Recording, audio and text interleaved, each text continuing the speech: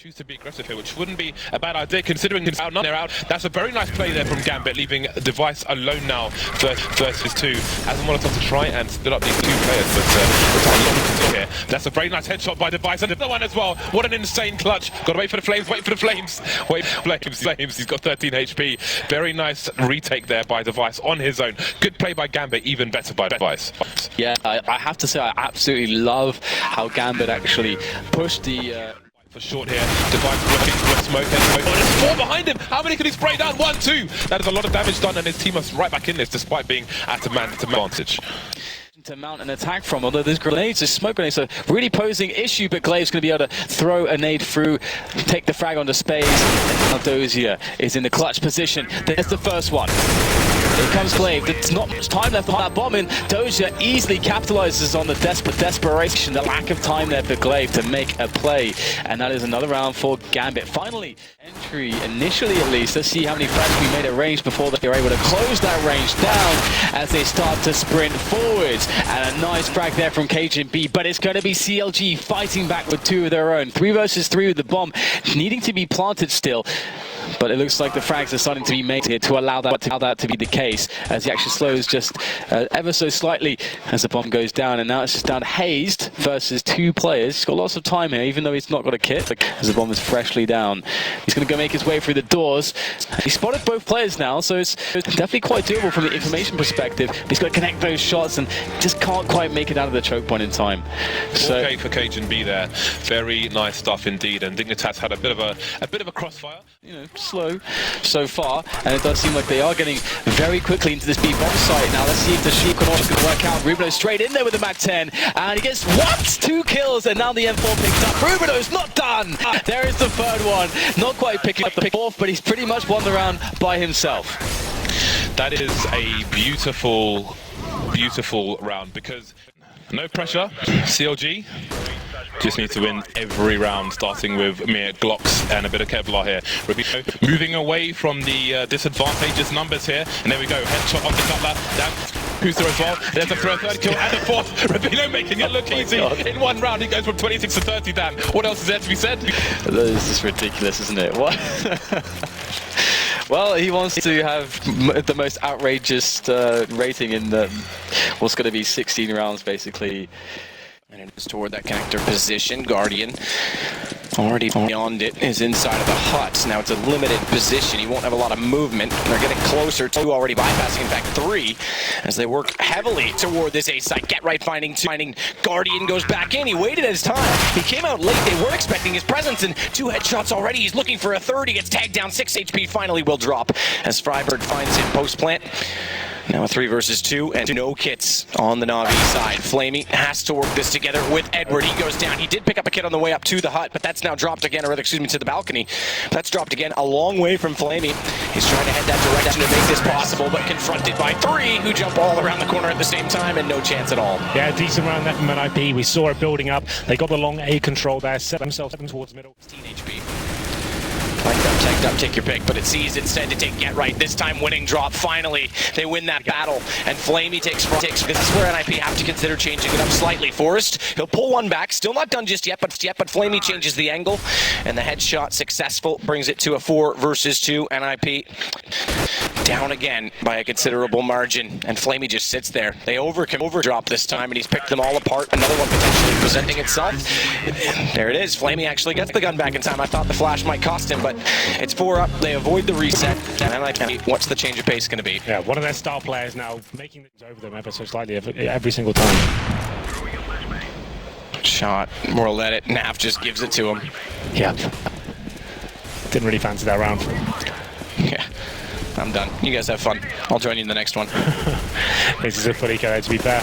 It was probably going to happen anyway. They've got a couple of deagles, that's it. But status law, okay, does something with it. Does take down Blade. His positioning is still very aggressive as well. He had a chance to try and flank out Shara, but World Edit waits for it. Daps and Rush, he's a sitting duck. As World Edit finds him. Either way, it would have been Markelov pushing through to find him from Ivy if he hadn't. Daps now. 1 versus 4. Yeah, and Showing no real need to hunt him, but you know it's an extra $100. I mean, you get the kill, well, actually you're going to be punished for it, but if that's going to save it, that'd be very beneficial. Not going to be the case this time. Well, it takes him down 14-13, coming to the closing. The attack here, and Bayali playing on the stairwell, which is going to be tough. He's going to have to hit some really good heads. In fact, they're going to go proactive right now and just flash their way in as Liquid are setting up. And look at it, Bayali picking up 2 more headshots. Oh my god, a 4th one coming in. He's wrecking Liquid. It's now 1 versus 5 here. And Bayali is single-handedly taking out the North American team. Just Nitro left. He's been so consistent. Stop putting it down as well, because you heard Nitro running in there, which is going to leave JD in a 1-on-2 with an AWP sneaking close, and he's already heard Snacks in the corner. That Molotov going to buy a bit of time. He pulls out the pistol. I think Snacks, did he see him?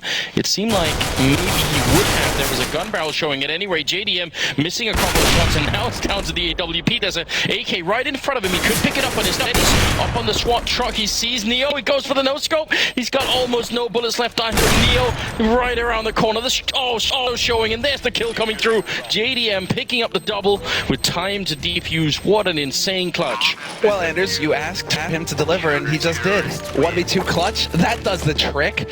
That just shatters VP. And it's did pick up a kill on Neo. I thought there was something like, about this round. He wasn't carrying as much equipment this round.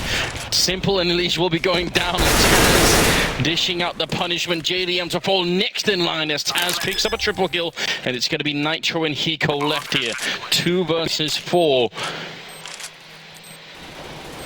There is no level of confusion, it seems, that Liquid won't eventually descend into. Quad kill for Taz as Virtus.Pro now climb back up to 11 rounds. now. They're going to be quick down the ladder. Chris now holding out in the yard, and he's a little bit alone because the other 2 members are in main. I'm also to force them out a little bit, and Chris turning around, quick shot, drops the bomb on Apex, and now the full rotation is going to happen. They already know. Great shot from Chris, turning around. That's the triple kill, and that's going to be Happy alone, 1 versus 3. And Chris J just shotting Envy out of the round. That's the quad right then and there. What a round from Chris. Seems like he was just the only one defending that yard for a long time. He's up at 9 now in total. That's where the stars will shine, right? So we'll see if it's effective as Team Envious are about to just go rushing out onto the site.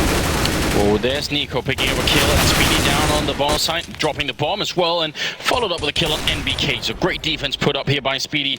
Kenny, he only gets the 1 kill as Speedy picks up a triple, in fact, which will leave Happy. 1 versus 4 for the 15th round here, and it doesn't seem like it's going to happen. Quad kill for Speedy, in fact, and that's going to finish the 8-7. So very interesting first half. Nico and Nex not doing too much. Envy overall, I think, coming ahead with the first half. They're going to be excited about that.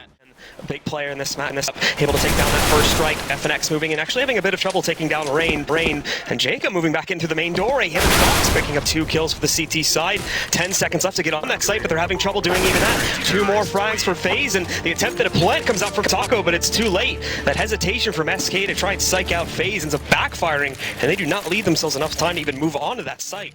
In my eyes is the fact that G2 were able to operate these retakes even with double AWPs in practice. Not necessarily the last 2 are alive, but even having that as a factor seems to make it quite difficult. Now RPK, he excelled in the previous round. He might just have to do it again. He has Shox beside him, a deadly duo that needs to come to the goods, and the first is fallen. JW punishes Shox, but RPK will not be moved. That's 3 back-to-back. Crims, Olaf and JW get decimated, and Flusher left to watch his team fall apart. RPK just absolutely destroyed them, and Scream, not even a moment of hesitation, just walks right out. Flusher tries to fire, he's still got the off angle, but he just still destroys him. G2 very quickly stacking up at the back of the bomb site. He's going to stop this, but the first actually misses. JW even almost caught out, but look at this, is just an absolute massacre from JW. Has the Molotov, kills 3 of them with the rifle, burns another one. He does end up going down at the end of the day.